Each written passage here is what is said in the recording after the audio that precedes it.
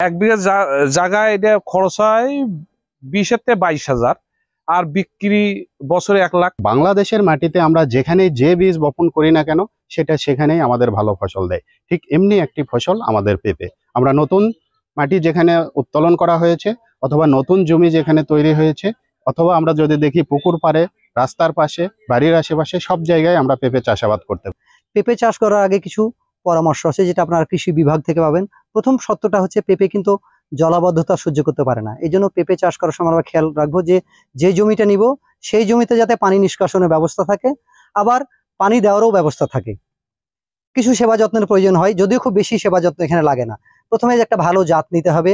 আমরা চাষ করার সময় একটু ড্রেনের ব্যবস্থা বা পানি বের হওয়ার ব্যবস্থা করব। কোনো সময় আগাছা হতে পারে, নিড়ানি দেওয়ার ব্যবস্থা করব। রোগ পোকা হতে পারে, আমরা ব্যবস্থা করব। নাটোর সদর উপজেলার একটি পেঁপে বাগান। পেঁপের যেমন পুষ্টিগুণ রয়েছে পাকা হিসেবে, তেমনি কাঁচা সবজি হিসেবে পেঁপে অত্যন্ত পরিচিত এবং সবার অত্যন্ত প্রিয়। পেঁপে নানান পুষ্টিগুণে ভরপুর। আমরা জানি এটা অ্যাসিডিটি কমায়, এখানে পেপাইন থাকে। এটা মাংস অনেক সময় যখন সিদ্ধ হয় না তখন আমরা পেঁপে দিয়ে রান্না করতে বলি। পেঁপেকেও খেলে কোষ্ঠকাঠিন্য হবে না। এক কথায় পেঁপের ভিতরে নানান ধরনের পুষ্টিগুণ সমৃদ্ধ ঔষধি গুণ থেকে থাকে। এই জন্য আমরা সবাইকে বলবো যে পেঁপে সবাই চাষ করবে। বাংলাদেশে বিভিন্ন জাতের পেঁপে চাষাবাদ হয়ে থাকে।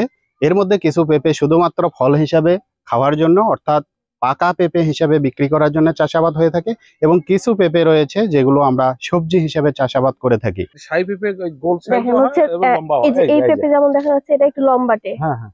আবার কিছু কিছু পেঁপে আছে একটু হচ্ছে চ্যাপ্টা মতো। হ্যাঁ, এই দুই জাতেরই হয়। এই যে এই পেঁপেগুলো হচ্ছে লম্বাটে। হ্যাঁ হ্যাঁ।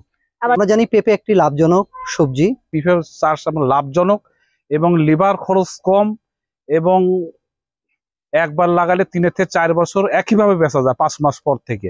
এই জন্য আমি পেঁপে চাষে আগ্রহ বেশি এবং পেঁপে চাষ প্রতিবার 1 বিঘা জায়গায় এটা খরচ হয় 20,000-22,000 আর বিক্রি বছরে 1 লাখ। এটা আমার অভিজ্ঞতা। আমি প্রতি বছর 1 লাখ বেশি, 1.5 লাখও বেশি বিঘা প্রতি।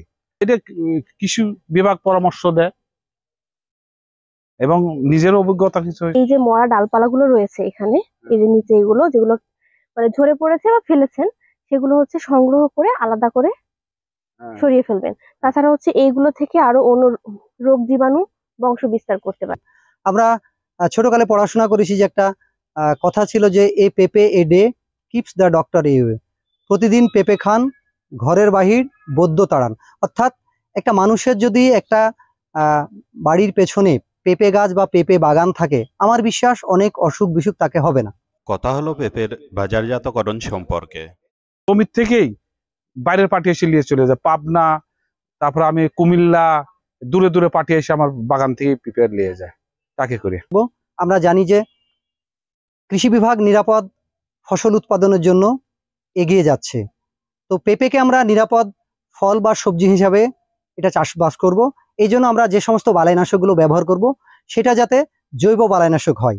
জৈব সার এবং অজৈব সার অথবা সুষম অর্গানিক এবং ইনঅর্গানিক সারের সমন্বয়ে আমরা ফসল চাষ করব বা পেঁপে চাষ করব। আমার বিশ্বাস এই পেঁপে বাগানের সুবাদে নাটোর জেলার প্রত্যেকটা অঞ্চলে এই পেঁপে বাগান ছড়িয়ে পড়বে, এই আশাবাদ আমি ব্যক্ত করছি। এবং আমার কৃষি সম্প্রসারণ অধিদপ্তরের যে সমস্ত কর্মকর্তা আছে তাদেরকে বলবো আপনারা সবাই যাবেন। এই সমস্ত নিরঞ্জন বাবুর মতো অনেক কৃষক আছে যারা কৃষি বিভাগের পরামর্শ চায়, তাদের কাছে যাবেন। আর কৃষকদের অনুরোধ করব আপনারা সেখানে বালাই মাসের পরামর্শ না নিয়ে আমাদের কাছে আসেন, আমাদের সাথে যোগাযোগ রাখেন। ইনশাল্লাহ আমরা একটা নিরাপদ কৃষি নাটকে উপহার দিতে পারবো। ধন্যবাদ সবাইকে।